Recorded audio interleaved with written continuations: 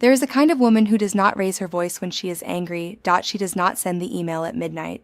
She does not wait in the lobby to catch you off guard. She does not gather allies or rehearse speeches or make the kind of scene that gives other people something to talk about. She simply goes quiet.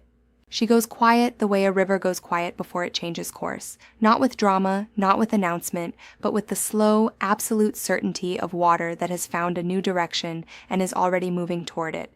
And by the time you understand what that quiet meant, she is already somewhere else. And the somewhere else she has found is better than the place she left. And the place she left is now noticeably, measurably, permanently worse. This is a story about one of those women. Her name is Claire Marsh. And this is also, unavoidably, uncomfortably, a story about the man who had to lose her to understand what she was. His name is Daniel Reeve. And this is the year he spent learning that the quietest person in the room is almost always the most expensive one to underestimate. I want you to stay with me. Because what happens between these two people, across 14 months in a mid-sized architecture firm in Austin, Texas, is not what it looks like from the outside. From the outside, it looks like a workplace story, a quiet woman, an oblivious man, a company that doesn't know what it has until it's gone. From the inside, it is something else entirely. It is the story of a woman who kept a very precise account of everything that was taken from her and never asked to be repaid. And a man who made one specific conscious choice, not out of cruelty, but out of convenience, and spent the rest of the year living inside the consequence of it. I am going to take you inside. Claire Marsh joined Merritt and Reeve Architecture on a Monday in March, the year she turned 30-1. She had not applied in the conventional sense. She had sent a letter, not an email, a letter, printed on cream paper, 3 paragraphs, no photograph attached, no portfolio linked, no cover page with a decorative border and a mission statement. Just 3 paragraphs on cream paper, in a clean serif font, addressed to Daniel Reeve specifically, not to the firm, not to the hiring department, not to whom it may concern, to Daniel Reeve. Because she had spent 6 weeks before sending that letter, doing the kind of research most people do not think to do, before applying for a job. Studying the firm's completed projects, its public filings, its award submissions, the quotes attributed to each partner in trade publications, and she had determined that Marcus Merritt was the vision and Daniel Reeve was the engine. And she had written to the engine. The letter said the following. It said she had spent 4 years as a project coordinator at a firm in Denver, which had dissolved when its 2 founding partners divorced each other and took the company down with the marriage. It said that across those 4 years, she had delivered 11 projects on time, 9 of them under budget, and 2 of them at exactly the budget. Because she did not believe in the theater of coming in $300 under to make a point, it said she read drawings, not looked at them, read them. The way a person reads a sentence, not just for what it says, but for what it is trying not to say.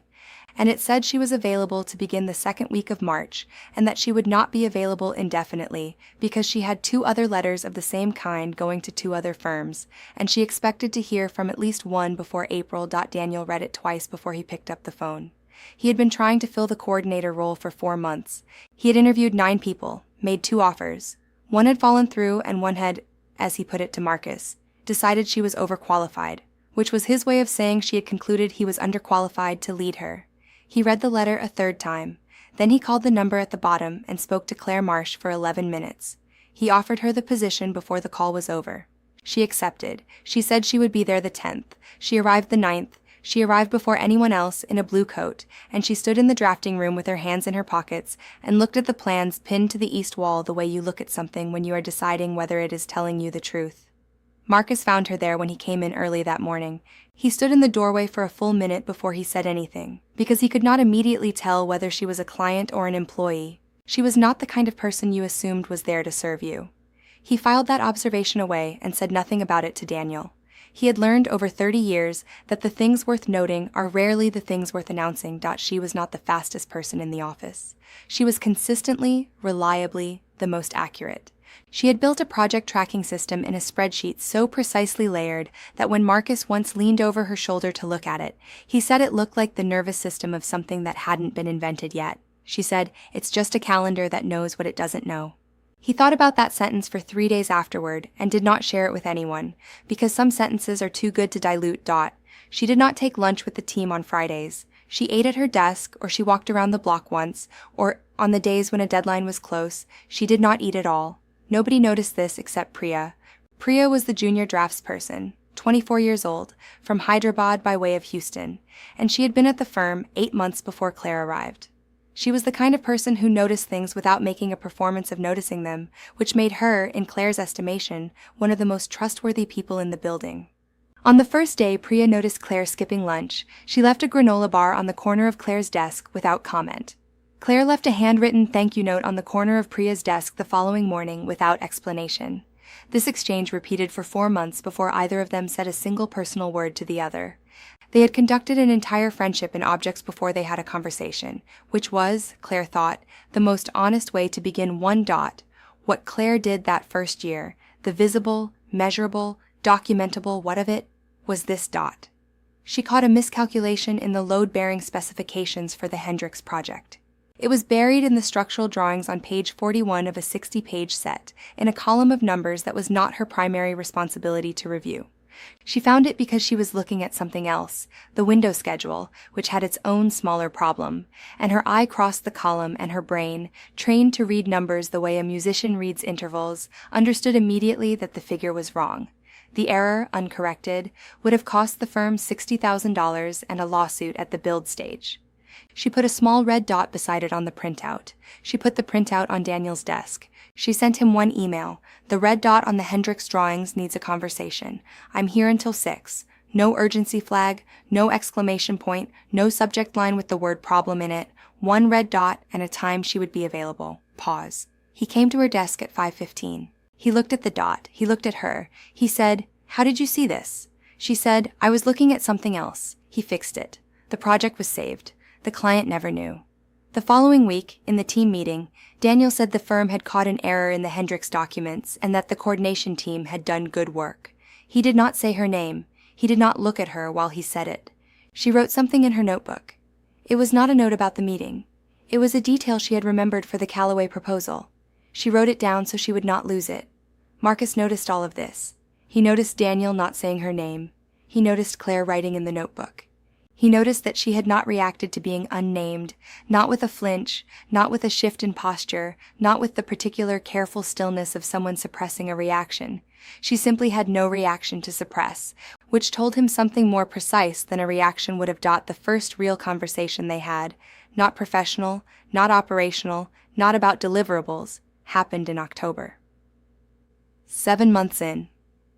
Daniel came into the office on a Saturday morning at 7 to pull files for a client meeting. He found Claire already at her desk, the window open despite the cold, a structural report spread in front of her, a pen in her hand, a piece of toast on a paper towel beside her. He stopped in the doorway. She looked up. He said, "Do you come in on Saturdays?" She said, "Sometimes." "It's quiet." He went to his office. He came back 10 minutes later with 2 cups of coffee and set one on her desk. He sat in the chair across from her, the client chair, and looked at what she was reading. He said, "That's the Callaway revision. I sent that back to the engineer Thursday. It shouldn't be here yet." She said, "I asked him to send me a copy before he made the changes." He said, "Why?" She said, "Because what a client asks an engineer to change tells you more about what the client actually wants than anything they say in a meeting." Pause. He waited. She said, "They're asking him to reduce the north window span. They called it a cost issue, but they're also adding a reinforced sill detail on the east elevation, which costs more than the windows save. So it's not a cost issue. I think they've changed their mind about the light. I think they want more wall." He looked at her. He said, "Write it down. Send it to me by Monday." She said, "All right." He took his coffee back to his office. On Monday, he forwarded her memo to Marcus with one line. "See what Claire thinks is happening with Callaway." Marcus called the client. 3 questions. The client said, unprompted, "We've been reconsidering the glass, actually. We think we might want it darker, more enclosed." Marcus came out of his office. He found Claire at her desk. He said, "You were right about Callaway." She said, "I was reading the numbers." He said, "The numbers told you they wanted less glass." She said, "The numbers told me something had changed. The glass was my best guess." He went back to his office. She went back to her work. Here is the moment this story turns on. It did not happen with drama. It did not happen in a confrontation. It happened on a Thursday afternoon in September, in Daniel's office with the door closed, while Claire was 40 feet away at her desk. Marcus had come to him with a question about the Dallas pitch team. The real estate group out of Dallas was the biggest opportunity the firm had seen in 4 years. Marcus said, "We have room for one more person on the flight. I think we should bring Claire." Daniel said, "Claire handles coordination. Elena handles client-facing." Marcus said, "Claire wrote half the pitch material." Daniel said, "She's better deployed here. We need someone running the active projects while we're gone." Pause. Marcus looked at him for a moment. He said, "Daniel, that's not why." Daniel said, "It's a practical decision." Marcus said, "It is also a convenient one." And then Marcus left, because he had said the thing and he was not in the habit of saying things twice. Pause. Here is what Daniel was actually thinking, in the privacy of his own office after Marcus closed the door. He was thinking that the Dallas client was old money, conservative, traditional in its assumptions about who sat at a table and what they were there for. He was thinking that Claire Marsh was young and precise and spoke in a way that some people found, at first encounter, more assured than they expected. He was thinking, and this was the part he did not say aloud, not even to himself in those exact words, that it would be easier to bring Elena, who was warmer and softer and more practiced at adjusting her authority to the comfort level of the room. He was thinking that Claire's presence might complicate things. He told himself this was strategy. He told himself he was protecting the pitch. He was not. He was protecting his own comfort level with a room he had not yet been in. And he chose convenience over the person who had built the foundation of the thing he was about to go sell. Pause. This is the moment. Write it down somewhere. Because everything that follows, all of it, flows from this one quiet, carpeted, door-closed decision. He did not think it would matter. It mattered more than anything else he did that year. She found out about the travel arrangements on the Wednesday before the pitch, when Daniel mentioned the team list in passing. She understood from the names that she was not among them. She did not say anything. She went back to her work. She finished the schedule reconciliation for 3 active projects. She answered 11 emails. She prepared the client history section that would appear in the Dallas pitch deck, under nobody's name but the firm's. The team went to Dallas on Friday. The pitch went well. The client specifically mentioned that the firm seemed to understand their history unusually well. The team came back on Monday saying so. Claire said, "That's wonderful." And she was genuinely glad. She understood the distinction between wanting a thing to fail and choosing not to participate in its success. She wanted the firm to win. She had helped the firm win. She was also, in the clean, unsentimental privacy of her own interior, keeping her account. Pause. She had started the notebook in her second week, not as a grievance log, as a ledger, the way she tracked project costs, not to assign blame, but to understand what things were actually worth.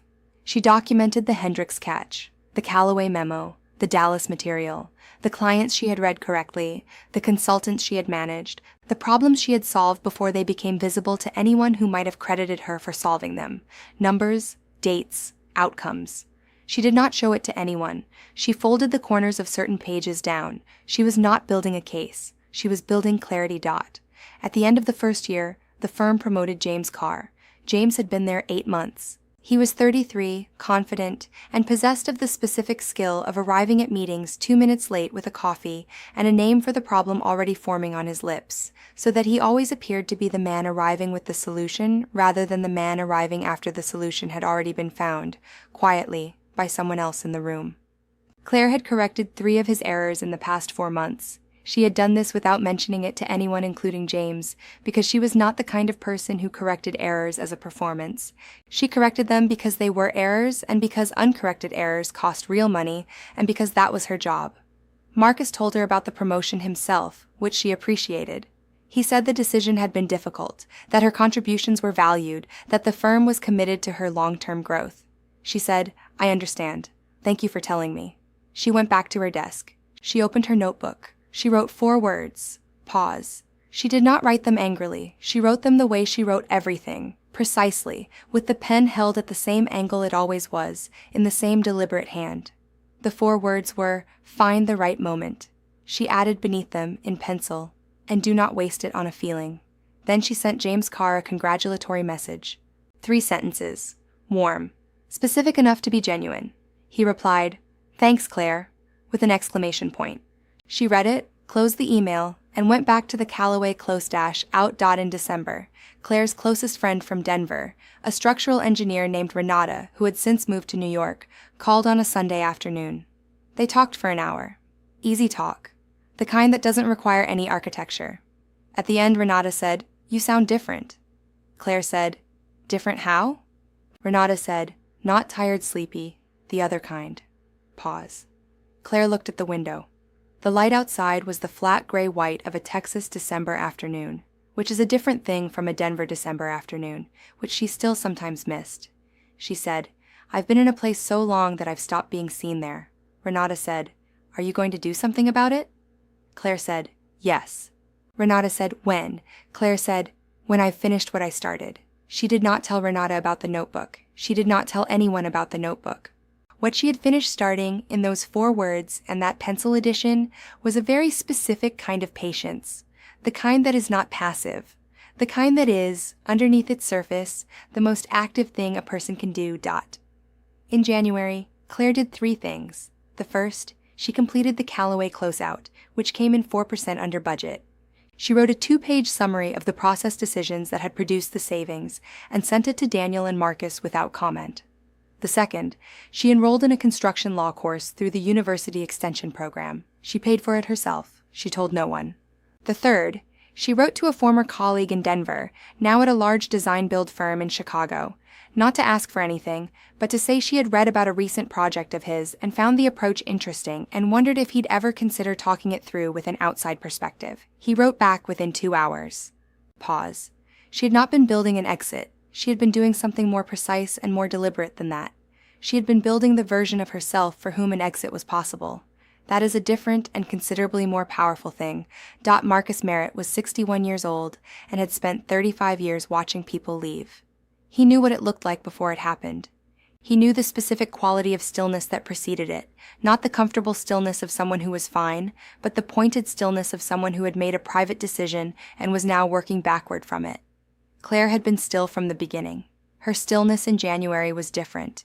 He could not have named the exact date. He understood it. Sometime in the 2nd week. He noticed it in the way she held herself at her desk. Not physically different, but pointed in a way her posture had not been before. He thought about saying something to Daniel. He spent 2 weeks deciding not to. He decided finally that what was coming was something that needed to come. That Daniel had been, for 14 months, the beneficiary of Claire's invisibility in a way that had caused him to confuse it with a feature of the landscape rather than a choice she was making. The landscape was about to move. He ordered himself a second coffee on the morning he made this decision and stood at the window and drank it slowly and thought, "I was wrong to wait this long. I was right that it needed to happen. Both of those things are true, and I will live with both of them." He went back to his desk. In February, Daniel called Claire into his office and told her the firm was bringing in a senior project coordinator from a competing firm and that he was going to restructure the coordination team slightly. Her role, he said, would shift to focus more on the early phases of projects rather than the full life cycle. He said this as though it were a natural evolution. He said it in the tone of a man who had convinced himself he was doing someone a favor. She listened to all of it without moving. He said, "I think this plays to your strengths." She said, "Which strengths did you have in mind?" He said, "The detail work, the early stage analysis. You're very good at the front end." She said, "I'm good at all of it." He said, "I know. This is just a different structure." Pause. She said, "I understand." 2 words. And she left. He felt the conversation had gone smoothly. He told himself she had taken it well. He had mistaken the absence of argument for acceptance. He had been making that mistake for 14 months.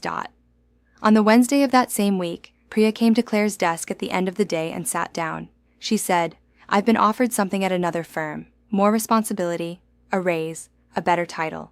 I wanted to tell you before anyone else." Claire said, "Is it a good opportunity?" Priya said, "I think so." Claire said, "Then take it." Priya said, "I feel bad leaving you here." Claire said, "Don't stay for me." Pause. Priya was quiet for a moment. Then she said, "There's a granola bar on your desk." Claire said, "I know." Priya said, I've been leaving them. For months." Claire said, "I know. I've been grateful for months." Priya said, "You left notes." Claire said, "Yes." Priya said, "I kept all of them. Everyone. I didn't know if you knew it meant something to me." Pause. Claire looked at her. She said, Most quiet things mean something, Priya. That's why they stay quiet. Because the people who understand them don't need them to be loud. Priya nodded once. She stood. She was almost at the door when she turned back. She said, "Whatever you're deciding, and I know you're deciding something, I hope it's the right room for you." Claire said, "I think it will be Dot." She flew to Chicago on a Thursday. The conversation with Graham Holt, who ran project operations for the largest design-build firm in the Midwest, lasted 4 hours. She had expected 2. She brought a clean notebook. She wrote steadily throughout. At the end, Graham said, "I'm going to be direct." She said, "Please." He said, "We've been trying to articulate a specific function for 8 months. I've described it badly in 11 interviews. I've been describing it badly because I've never sat across from someone who already understood what I was trying to describe." Pause. He said, "We're expanding west. Denver, Austin, Phoenix. We need someone who can read a new market the way you read a structural drawing, not hunting for problems, looking for what the numbers aren't saying." She said, "That's the role." He said, "That's the role." She said, "I'd like to see the structure, budget authority, reporting lines." He said, "Monday." She said, "I'll read them carefully." He said, "I know you will." Pause. She flew home that evening. She ate on the plane. She looked out the window at the grid of lights below, cities she had lived in, cities she hadn't, and she felt for the first time in over a year the very specific sensation of being in a container that was the right size for what she actually was. It was not triumphant. It was quieter and more lasting than triumph. It was the feeling of a breath she had been holding for so long she had stopped noticing she was holding it.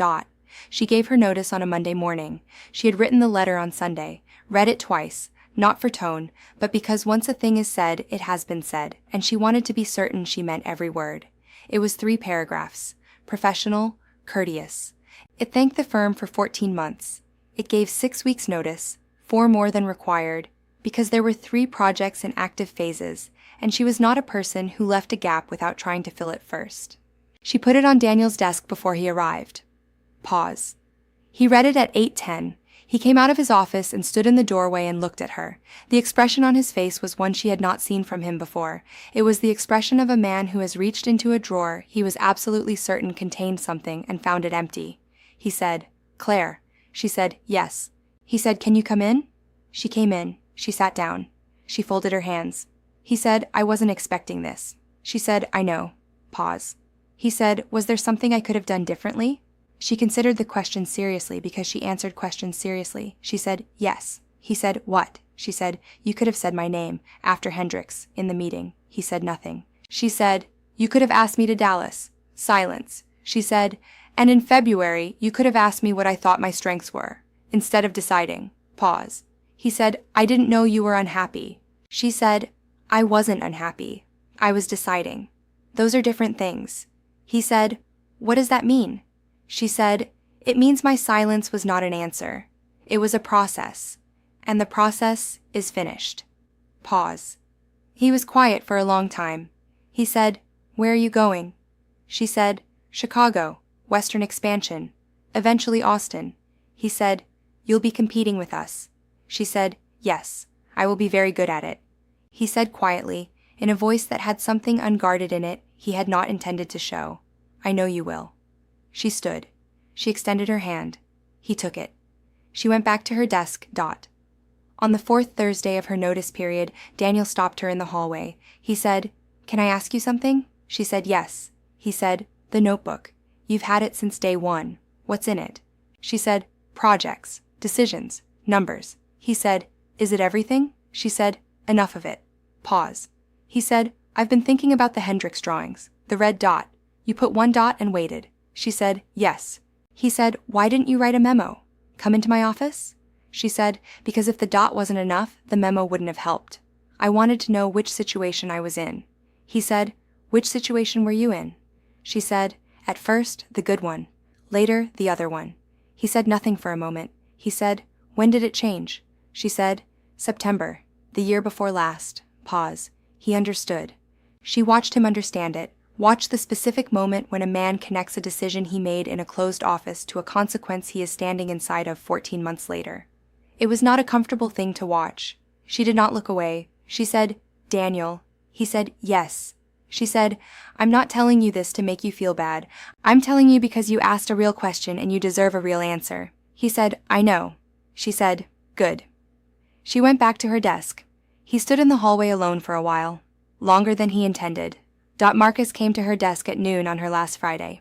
He did not sit. He stood with his hands in his pockets and looked at her the way he had looked at her that first morning, when she'd been standing in the drafting room in the blue coat, like a man recalibrating. He said, "I should have pushed harder in September." She said, "You don't owe me that." He said, "I know I don't. I'm telling you because you deserve a room where the things are named." Pause. She said, "You saw it from the beginning." He said, "I did." She said, "And you waited." He said, "I thought he'd see it himself." She said, "He did. It just took longer than you wanted." He said, "It took longer than you should have had to pay for." Pause. She looked at him. She said, "Marcus, the Hendricks project is standing. The Callaway close-out was the cleanest I've ever run. The Dallas pitch won. Those things are real, regardless of whose name is on them." He said, "Yes." She said, "Then I'm at peace with it." He said, "Are you?" She said, after a pause, "I'm getting there." He nodded. He put an envelope on the corner of her desk and walked away without another word. Inside was a note on his personal stationery. It said, "You were the best hire this firm has made in a decade. The oversight was ours entirely. Chicago is getting something this building will spend 2 years trying to replace." She put it in the notebook. She folded the corner of the page down. She worked the 6 weeks exactly as she had worked every other week. She did not coast. She did not quietly remove herself from things before her last day. She did not let a single active project slip. She wrote a handover document. 34 pages, every process, every consultant relationship, every recurring issue and its proven solution, every quirk of every client file, annotated clearly enough that whoever came after her would not have to guess. James Carr read it on her last day and said it was the most organized thing he had ever seen. He meant it as a compliment. He did not understand that what he was reading was the architecture of everything he had been standing on without knowing it. Pause. On her final afternoon, Priya, who had left the firm 6 weeks earlier and had driven back from Denver specifically, was waiting on the sidewalk outside. She had a coffee and a granola bar and an expression that was trying not to be sentimental and was failing. Claire came out with her box. She set it down on the sidewalk. She looked at Priya. She said, "You drove from Denver." Priya said, "I had a reason." Pause. They stood on the sidewalk in the late afternoon light, the particular flat, long-shadowed light of Austin in March, which is its own thing. And they said the things that two people say when they have already said everything that matters in objects and notes and granola bars, and they are now just confirming what they already know. Claire picked up her box. Priya walked with her to her car. At the car, Priya said, "Find the right room." Claire said, "I have Dot." He did not call. He understood, in the weeks that followed, that there was no version of reaching out that was not, at its root, an attempt to recover something he had already been given and had not held carefully enough. What he did instead was this. He pulled up the project files. He went through them one by one: Hendricks, Callaway, the Dallas pitch material, the Bauer timeline, the Morrison closeout, and he looked at the documentation, the coordination notes, the process decisions, the schedule reconciliations. He looked at all of it with the specific attention of a man who is reading something for the second time and understanding it properly for the first. Pause. He came across the original Callaway memo, the one she had written on a Saturday morning at 7:15, before the office opened, after he had brought her a cup of coffee and sat in the client chair and asked why she was reading something she had no assigned reason to read. He had moved it to a folder after she left. He moved it back to his desk. He read it again. He thought about the window schedule. He thought about the red dot. He thought about the specific, surgical precision of a woman who put one mark on a page and waited to see if the mark was enough. He thought about September, the closed door, the convenient decision. And he understood, with the clarity that comes to a person who has finally stopped arguing with what they know, that he had been the miscalculation. Not the $60,000 kind, the other kind, the kind that doesn't show up in a column. She had an office with a window, east-facing. In the mornings, at around 8:15, the light came through at an angle that made the room briefly, completely golden. She had learned this about the room in her second week, and she had begun arriving at 8:10 so she could sit with a coffee and be in the light before the day started. She had a team of 4, budget authority, a seat at the table from the beginning, not downstream of decisions she had shaped but hadn't been invited to make. She had a notebook, cream paper, black cover, the same series she had always used, and in it she kept what she kept. Priya called on a Tuesday in November. She said, "I heard you won the Dallas contract." Claire said, "Yes." Priya said, The same real estate group? Claire said, the same one. A pause. Priya said, how does that feel? Claire said, like the right room. Pause. Priya laughed. Then she said, are you happy? Claire thought about the word. She thought about the 815 light and the team of 4 and the notebook and Graham Holt's trust and the way it felt to be in a reporting structure where her analysis was a starting point rather than a footnote. She thought about the 4 words in the notebook, the pencil edition, Renata in December, the word tired and the different kind. She said, yes, I am. Priya said, good. Claire said, you? Priya said, getting there. Claire said, good. They talked for another 40 minutes. It was the kind of conversation you can only have with a person you've already told everything to, in objects and notes and parallel silences, and are now simply confirming, This story is not going to tell you that Daniel became a different man overnight. He didn't. That is not how people work. He became, over time, a more careful one, but that is a slower process than a single year, and it belongs to him, and it is not the point of this story. This story is not going to tell you Claire won in any theatrical sense. Winning was not what she was doing.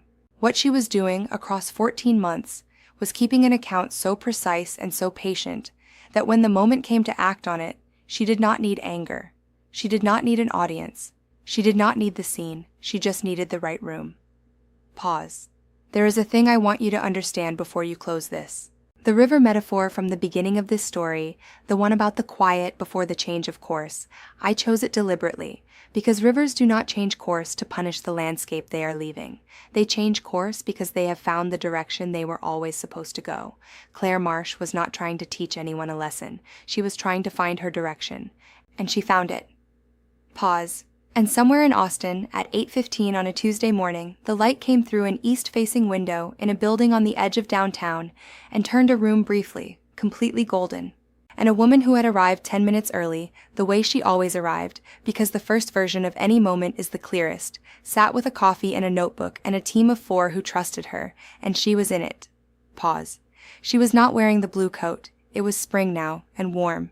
But the habit of arriving early enough to see the room before the day started, that she had kept. Some habits you carry forward because they served you.